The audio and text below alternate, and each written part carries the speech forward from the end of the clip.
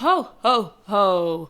It's the holiday season, the holiday season. Do-do-do-do. Hello. Welcome back to another episode of The Sober Scoop. Today, we're going to be talking about the holidays.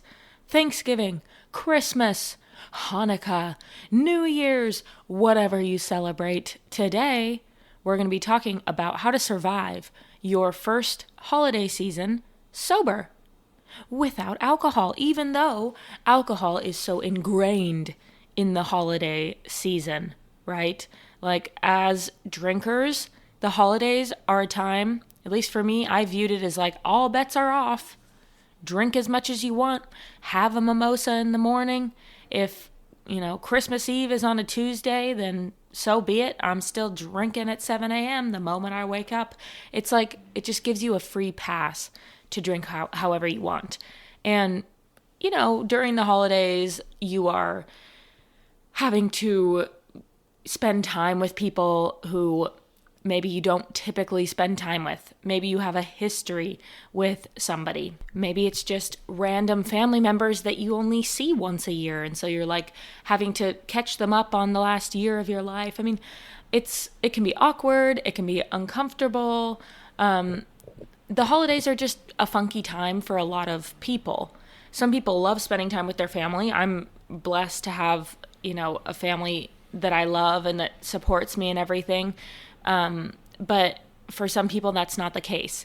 And especially if you're newly sober, it's like you're just thrown into a room of people who maybe you don't have a great past with and don't talk to the entire year other than this one holiday party. So, you make this big life change and you have to fill all these people in on your sobriety and kind of divulge a really personal aspect of your life to these people who don't care about you for 11 months of the year other than this one holiday party. So anyways, I'm going to be giving some tips for how to survive the holiday season, how to tell the people that you're going to have to see that you're sober, and just how to make the holidays a really fun time without alcohol involved.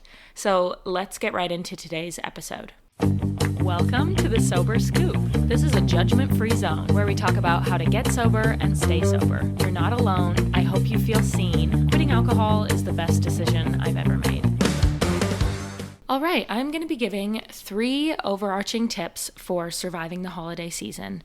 And number 1 is to bring your own non-alcoholic beverages, because a lot of times when you're going to somebody else's house for a holiday party, there won't be any fun non-alcoholic beverages available, which is fine. Like, I always believe that you should bring something to the party anyways, like never show up empty-handed. But it's just kind of something that I've noticed in our societies. Like, sometimes beer and wine or cocktails will be provided, but there will be like nothing non-alcoholic other than water or maybe juice for the kids or something. So if you want to have a good time and like have something fun to sip on at the party, bring it yourself and make it something that's fun for you, because the holidays are not everyday life, right? It's a special time. It's a different experience than just your regular Wednesday. Okay? So bring something that excites you. I really like adaptogen drinks like Hi-O or Recess. I will leave a link in the show notes if you want a discount on my favorite adaptogen drink. It's Hi-O. My favorite flavors are the watermelon lime and the peach mango, but they have a variety pack that's really good. So you can try all the different flavors. And I think it's a 10 or 15% discount if you buy through my link. So I'll leave that in the show notes. But anyway, I'm going to be stocking up because with all the holiday parties coming up, it'll be nice to have those on hand to bring. And those types of drinks are supposed to relax you a little bit. They have functional botanicals like L-theanine, ashwagandha, magnesium, just things that are designed to make you feel stress-free and just a little bit relaxed. Some people report that they feel absolutely nothing at all when they drink them, so it's just a fun, fruity, lightly sparkling beverage. But whether it's all in my head, placebo effect, or it's actually happening in my body, I feel a little bit of relaxation when I have those, and I reserve them for special occasions, or like to have one random night when I feel like watching a movie and chilling. So I really enjoy those. That's a great option, but you can also bring some soda, you can bring sparkling water.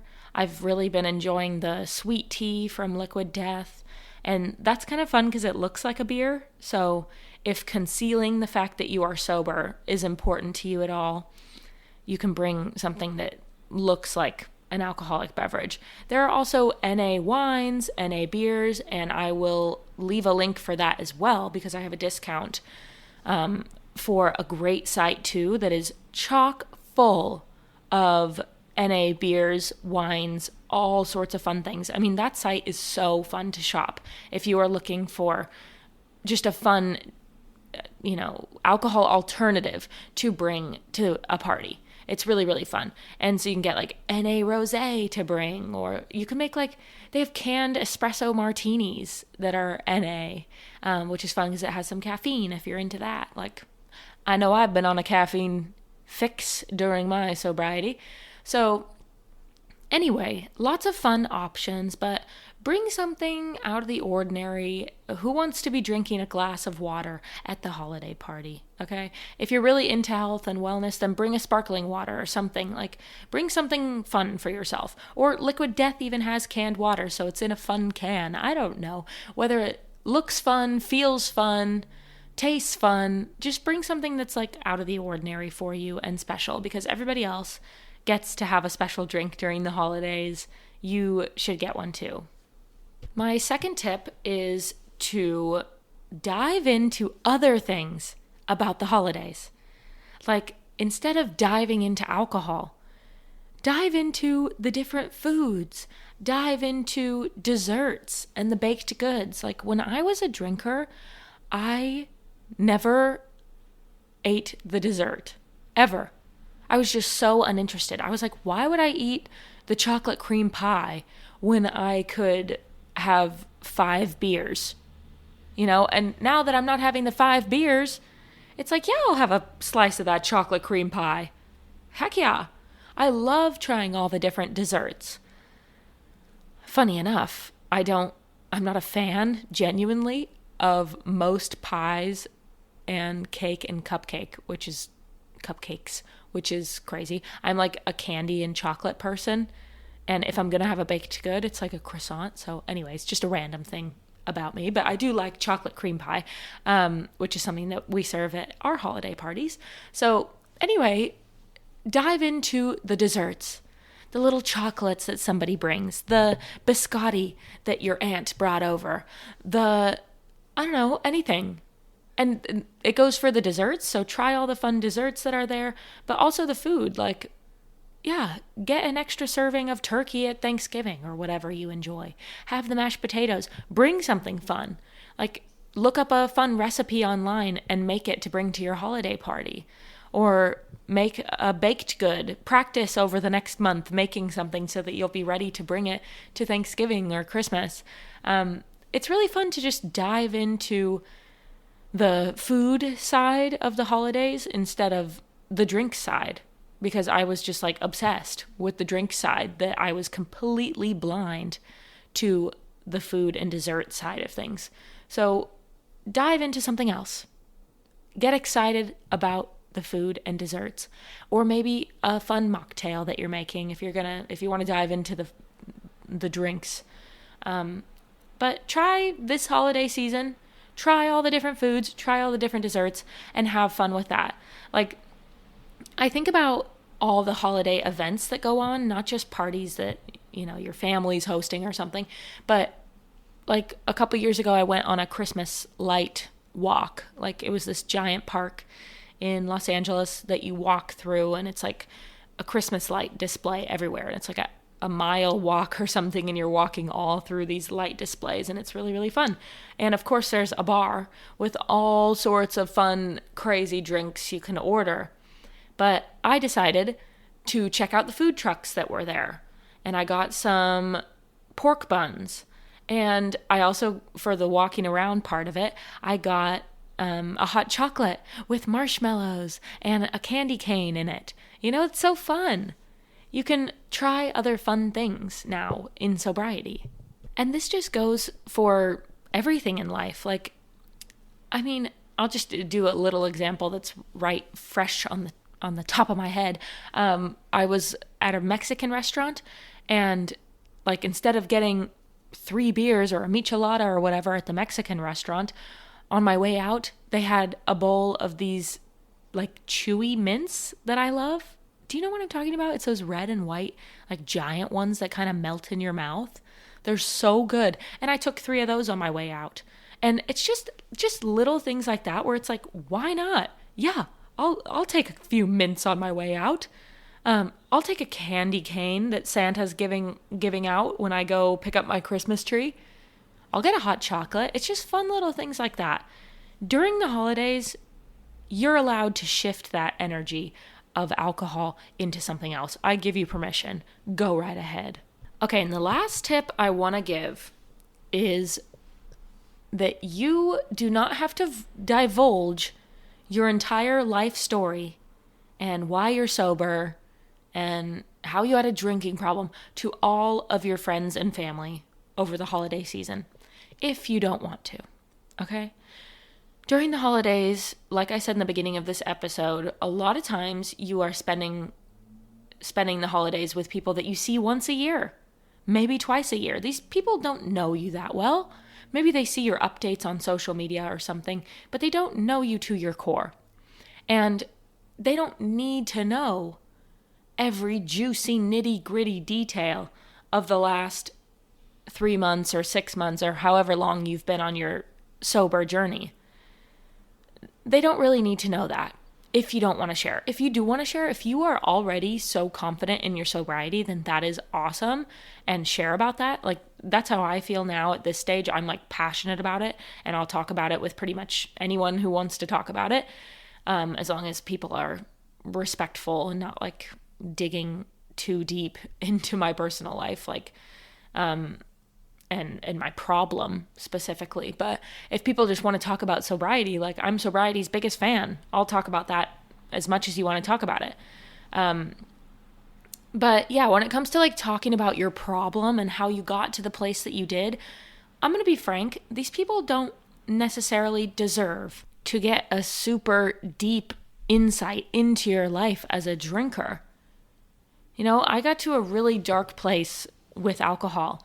And when people ask me about why I got sober and did I have a problem and am I an alcoholic, all these kind of probing questions, those still make me feel kind of uncomfortable, because I'm like, why do these people that hardly know me get to know that very, very personal, very sensitive part of my life? Like, simply because I'm not drinking alcohol, that gives them a free pass to know about the deepest, darkest parts of my entire existence? Why? That just does not make sense. You would never go up to somebody like that you haven't seen in 2 years and be like, oh my gosh, how are you? Oh, I see you're drinking that type of beverage. Okay, I want to know your deepest secrets. I want to know, how was that traumatic relationship? How did you heal from that? How far did you go with alcohol?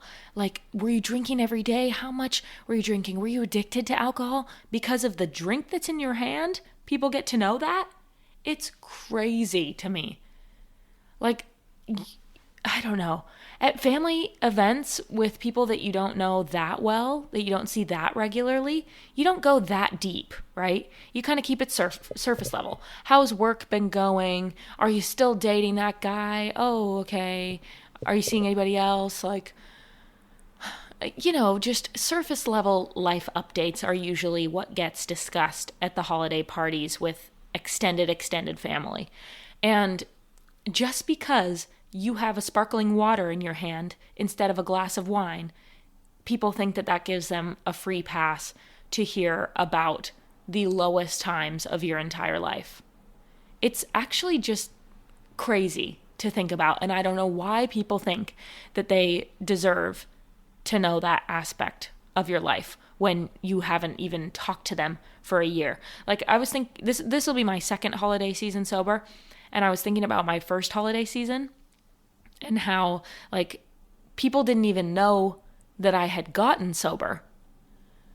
They didn't know that I was sober, that I no longer drank alcohol, but yet they think they get to know all the heavy parts of my life that caused me to have to get sober, when we're not even close enough for them to know that I am sober. It's just crazy. But anyway, that's just me venting. Some actual tips that I want to provide. Number 1, have an answer prepared for why you're not drinking. I swear, holiday parties when you are newly sober feel like a coming out party. I mean, everyone sees that you're not drinking alcohol, and you have to, like, divulge to them that you are sober now. It's not the same as coming out as gay, obviously, but it kind of feels like that. It kind of feels like you have to announce to everybody, yep, I'm sober. That's me. Like, you're reintroducing this new version of yourself to all the people that have known you since you were a baby, basically. So anyway, my tip for this is to have an answer prepared for why you're not drinking. Envision the people that you're going to be communicating with at this party, and think of what you'd be comfortable telling them for why you're not drinking, because everybody's going to want to know. That does lead me back to my previous point about bringing a non-alcoholic drink for yourself. There are ways that you can look like you're drinking. If you just think to yourself, these people are not worth my time. If you really are not that close to the people that you have to spend the holidays with, then you can make yourself look like you're drinking and just pretend that you're drinking. A little white lie during the holiday season with people that you hardly even know is not the end of the world. So if you want to pretend that you are still drinking, go right ahead. Get yourself a wine glass and pour a non-alcoholic wine, or pour your juice, or pour, you can grab a whiskey glass and put Coca-Cola on ice and look like you're drinking a cocktail. So if you want to conceal the fact that you are sober, you go right ahead. That is for you to decide on your own. But at this stage of my sobriety, I'm very proud of my sobriety, and I don't need to hide it from anyone. In fact, I hope that people notice that I'm not drinking alcohol, because that's how prideful I am of it. But let me tell you, last holiday season, I was not that way. I didn't necessarily want to stand out as a sober person. I remember I brought Budweiser Zeros, and the reason I remember is because my uncle ended up drinking one of my Budweiser Zeros, not knowing that it was a Budweiser Zero, just thinking that it was a regular beer, which was really funny. And I don't even think I told that many people that I wasn't drinking. A few people in my close circle knew that I wasn't drinking, but I don't think I even told, like, my extended family that I wasn't. I think I just kept it on the DL. I drank my NA beers that look like beers, and I just kept it on the DL. So you don't have to put on display to everyone that you are sober if you don't want to. Like, if you're not ready to have those conversations, then just don't. But in case anybody asks, what are you drinking, and you're not comfortable lying or whatever, like, I would still just have a phrase prepared. And I will give some suggestions for what you can say. But as I've realized, this has to be so specific to you. Like, what I would say is not necessarily what you would say. And what I would say to my grandpa versus my uncle versus my cousin's friend who I'll probably never see again. Like, it all just depends on who I'm talking to. And each conversation will go a little bit differently. Some people will pry a little bit deeper. Some people will just hear that you're sober and say, okay, great, cool, and not ask any further questions. So in order to not feel awkward and uncomfortable, I like to have a few things, just a few hot phrases that you can pull from, okay? Keep them in your back pocket and come to them if you need. So some things that you can say are, well, first of all, I would say that definitive answers always shut the conversation down a little bit faster. So instead of like, oh, I'm not drinking right now, or I'm taking a break from alcohol, like those sound suspicious to drinkers. And I always say this, drinkers are enamored by non-drinkers. They are so obsessed and curious and like, wow, that's crazy. You're like a zoo animal at the party. What? Look at this. She's not drinking. That's crazy. You know what I mean? So they're enamored. So people will be curious. I'm just letting you know ahead of time. So anyways, I was saying that definitive answers are always better. So instead of, I'm taking a break from alcohol, I'm not drinking right now, people are like, is she pregnant? Is she on antibiotics? Did something happen? Like, what's going on? And people are, just curious why you're taking a break. Why not right now? And so I've found that definitive answers are the move. So you can say, I don't drink. Not, I'm not drinking, but I don't drink. Period. You can say, I'm sober. I quit drinking alcohol. Like, definitive, strong answers are better, and definitive answers kind of shut down the conversation better and faster than a temporary wishy-washy, I'm not really drinking right now, I'm taking a break for a little bit, I'm trying to stop drinking alcohol. No. We want clear, definitive answers. I don't drink. And then, if and when people pry a bit further, there are 100 million things you could say. If they're like, oh, wow, that's so cool. Or if they're like, oh, how come? There are so many different ways that people can respond to that news. And there are a lot of different ways that you can explain why you're sober. It's too bad that we even have to explain and we can't just be sober and people are like, oh, that's so cool. Good for you. Like I said, by not consuming alcohol, people get a free pass into the details of your life. And it's weird. I don't know why it is that way. And when I post videos like this, talking about this topic, a lot of people say sassy things. Like, there are sassy things that you can say. If someone asks, why aren't you drinking? You can say, why are you drinking? I mean, there are loads of sassy things you can say, and I'm not the person to ask if you want a sassy response, because I personally do not choose to respond in a sassy way. I have this, like, what do you call it? Like an understanding for drinkers. I'm not going to, just as I hope people don't judge me for being sober, I'm not going to judge somebody for drinking.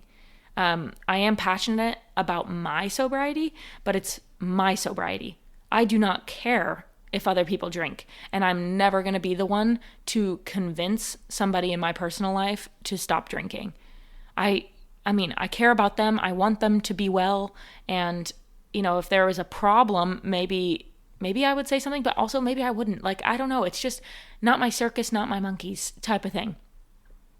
If you want to drink, great. If I don't want to drink, also great. I just think, like, everyone do you, So I'm not going to be the person to respond in a sassy way, but if you want to, there's plenty of sassy things that you can say, and you can ask ChatGPT or something. Some sassy remarks if you're looking for those to dish out at the holiday season and ruffle some feathers. But if you are in the same camp as me and you're not really trying to offend anybody or be rude during the holidays, then here are some more tame answers, okay? One thing that I like to say, or that I have said in the past, is my life is just better without alcohol. And who can argue with that? I mean, great. If they're like, how so? Then you can talk about your health, your fitness, your finances. You can talk about all the positive things. I really like that answer because it spins it to a positive. My life is better without alcohol. It encourages conversation about why it's better instead of encouraging conversation like, oh, what happened? Why did you get to that point with drinking? It's less talking about the problem and more talking about the benefits of sobriety. So I really like that one. And if you have a little more time, if you're in the mood for a lengthy answer, something I used to say was, I tried a dry January and I really enjoyed the benefits that I experienced during that month. So I decided to just kick alcohol for good. And my life's better because of it. Spinning things to a positive is a really good move, I think. In a similar camp, you can say, I quit drinking because I wasn't meeting my physical, mental, or financial goals in life. And alcohol was prohibiting me from accomplishing those. So, or you can say, like, until I accomplish those, I don't need alcohol in my life. Just talking about the benefits is helpful. So phrase that however you want.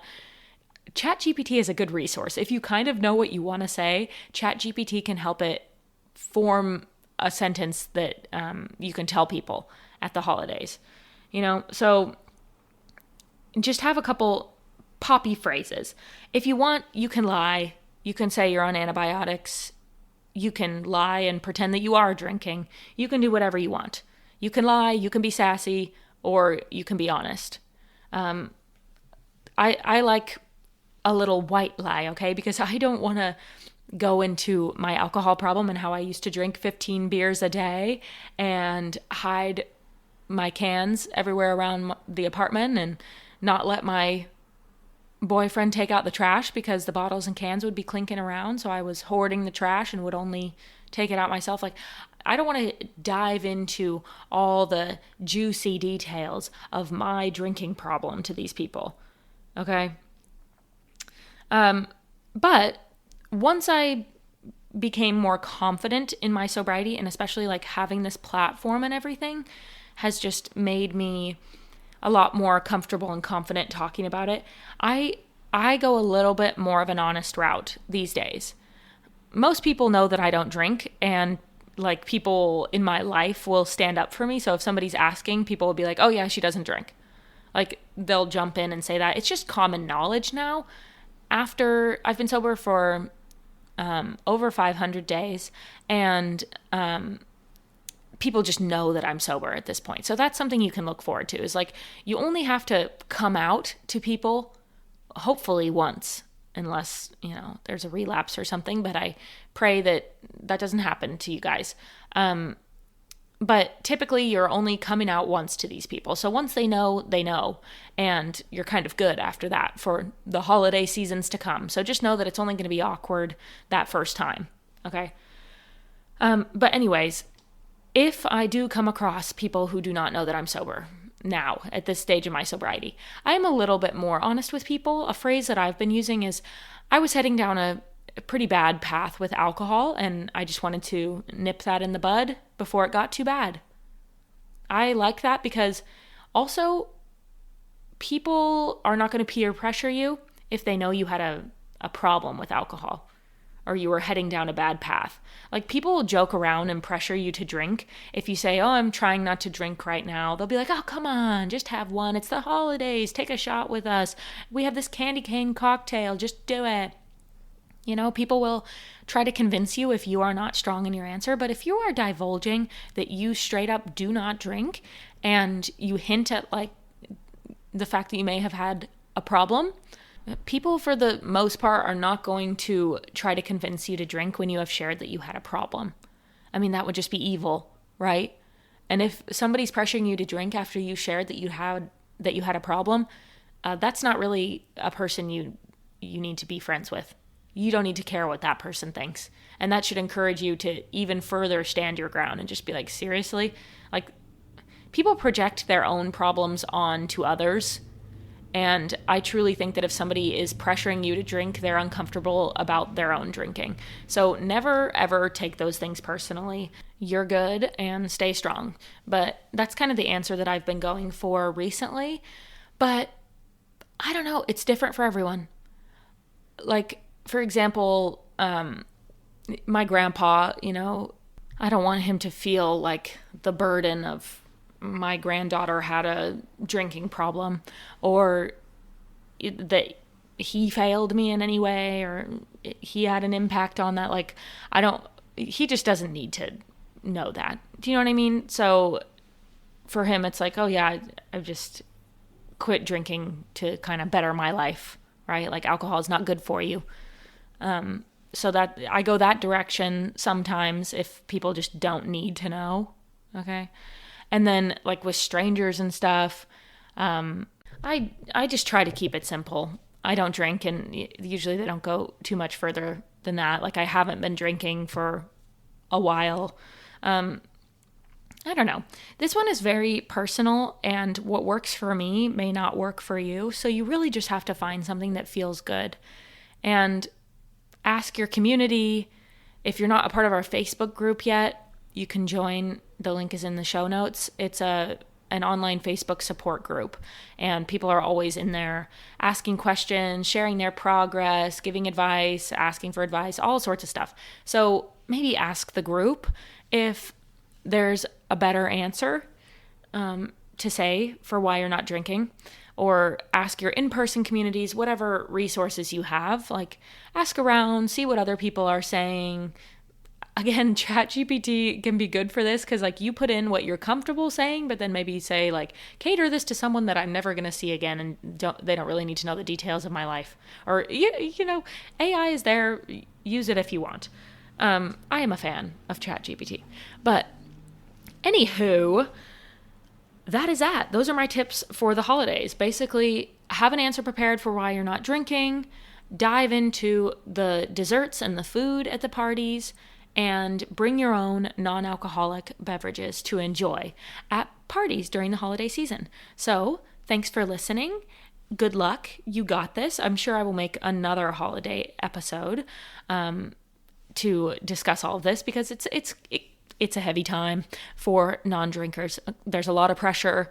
There's a lot of awkward family stuff. There's just a lot going on during the holidays, especially when you've gone through this big life change that is sobriety. So I understand. Just know that I understand that it's a weird time for newly sober people.